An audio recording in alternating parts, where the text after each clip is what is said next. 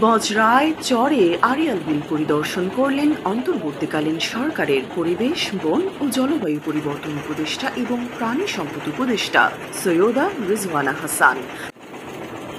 9 September বিকেলে বিল ঘুরে দেখেন সৈয়দা রিজওয়ানা।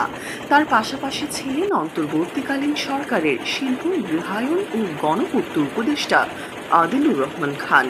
এর আগে দুপুরে মুন্সিগঞ্জের শ্রীনগর উপজেলা পরিষদ মিলনায়তনে আড়িয়াল বিল সম্পর্কিত উপস্থাপনা ও ব্রিফিংয়ে বিভিন্ন নির্দেশনা দেন সৈয়দা রিজওয়ানা।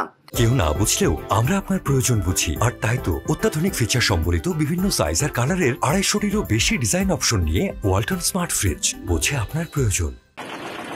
আড়িয়াল বিলে যেন ড্রেজার আর না আসে, সেজন্য মুন্সিগঞ্জ জেলা প্রশাসক আবু জাফর রিপনকে কঠোর নির্দেশ দিয়েছেন প্রাণী সম্পদ উপদেষ্টা।